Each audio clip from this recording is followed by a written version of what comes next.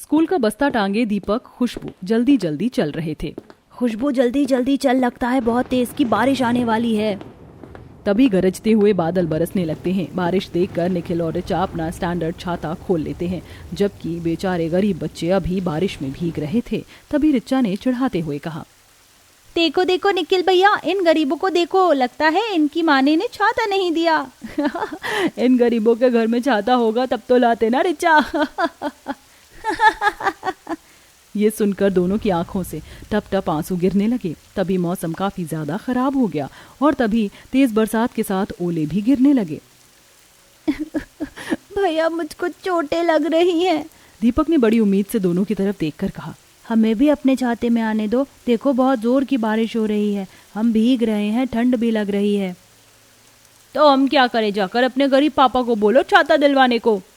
दोनों कपकपाते हुए चलने लगे। असल में वो चारों बच्चे महिमा गरिमा के बच्चे थे, जो कि देवरानी जेठानी थी। लेकिन महिमा बहुत पैसों वाली थी। वह स्वभाव की बहुत ही चंट चालाक और घमंडी मिजाज की थी, तो वहीं गरीब देवरानी गरिमा शांत स्वभाव और ठंडे दिमाग की थी। कहते हैं ना, अक्सर अपार धन अपने साथ घमंड भी लेकर आता है। बारिश इतनी हद तक होती है कि पानी देवरानी के कच्चे मिट्टी के अंगने में उतर आता है। हे भगवान, कुछ देर की बारिश में आंगन में कितना पानी भर गया।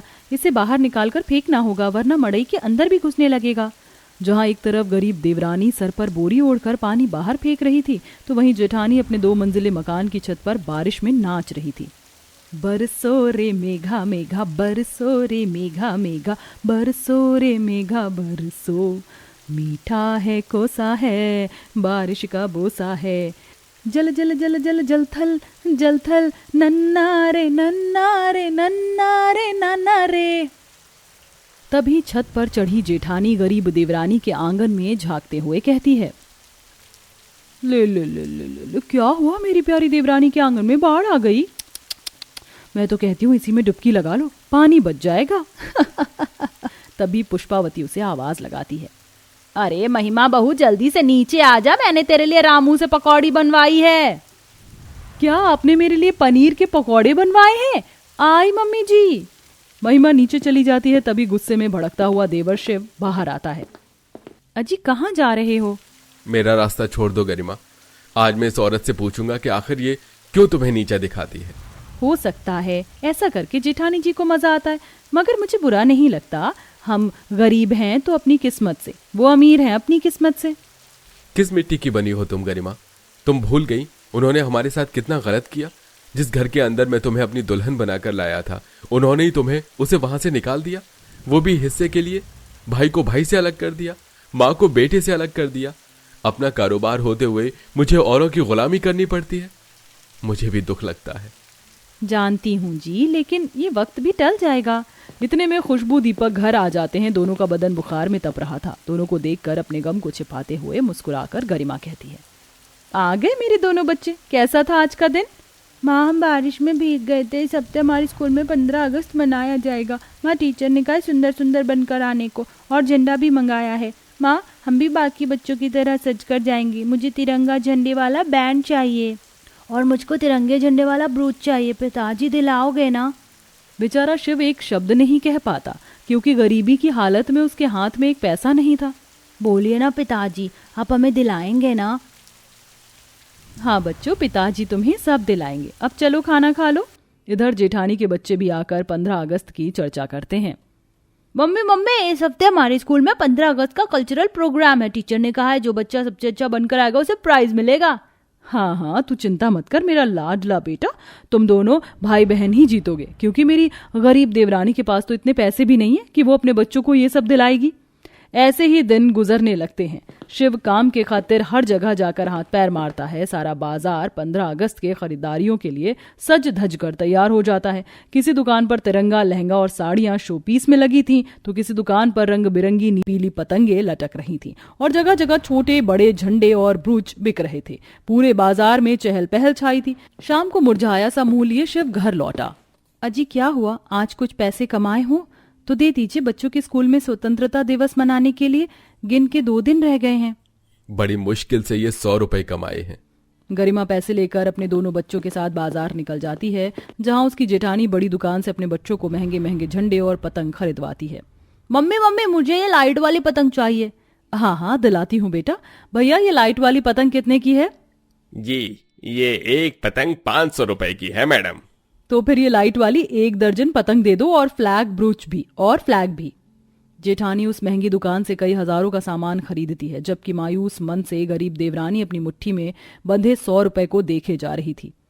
मुझे इन पैसों को बहुत सोच समझ कर खर्च करना होगा। इसी 100 रुपए में सब कुछ खरीदना है। पूरा बाजार छान मारने के बाद देवरानी एक ठेले पर झंडे पतंगे रिबन बिकता देखती है और खरीदती है। तभी जेठानी सारे बाजार में उसकी गरीबी का उपहास उड़ाने लगती है।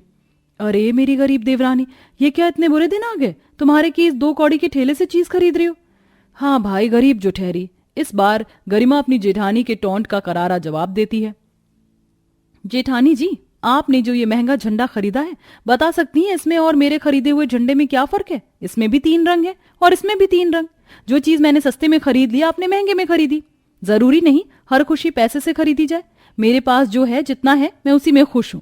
चलो बच्चों। गरीब देवरानी अपनी बातों से घमंडी जेठानी का मुंह बंद करवा कर चली जाती है। महिमा गुस्से में दांत पीस कर रह जाती है।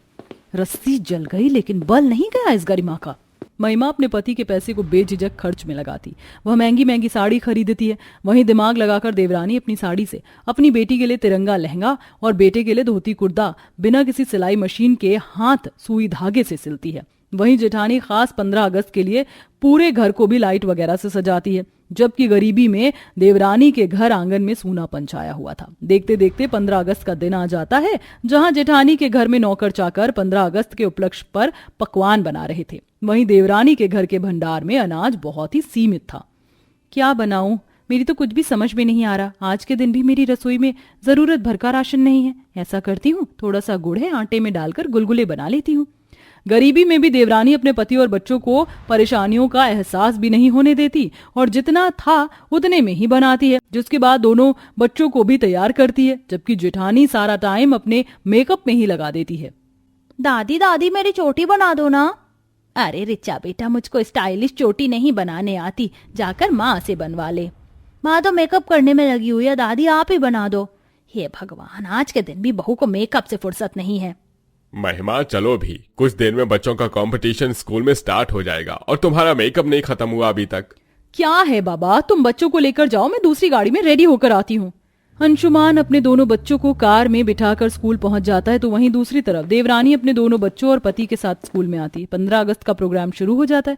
ऋचा ने डांस में भाग लिया होता है और वह डांस की प्रस्तुति देती है, लेकिन ऑन द स्टेज नाचते हुए उसका पैर मुड़ जाता है और अगला नंबर दीपक खुशबू का आता है। दोनों देश और परिवार के ऊपर सुंदर सी कविता कहते हैं। हिंदू मुस्लिम गिरजाघर ने बांट लिया, भगवान को धरती बांटी, अंबर बांटा, मत बांटो इंसान को। हमारे इस कविता का शीर्षक है परिवार प्यार का मजबूत धागा है। जिसके पास परिवार है उसके पास दुनिया की हर खुशी है, लेकिन हमारे पास हमारे माँ पापा को छोड़कर कोई नहीं है। हमारी दादी का प्यार भी नहीं, लेकिन मेरी माँ कहती है चाहे कोई तुमसे कितना भी रूठ जाए उसे छोड़कर नहीं जाया करते, बल्कि मनाया करते हैं। जैसे हमारे भारत में हर धर्म के लोग प्यार से रहते हैं, हमें भी वैसे ही रहना चाहिए। ये सुनकर पुष्पावती की आंखों से आंसू बहने लगते हैं और वो दोनों को गले से लगा लेती है। तो वहीं देवरानी जेठानी की बेटी को अपने बच्चे की तरह ख्याल रख रही थी, तभी महिमा आ जाती है।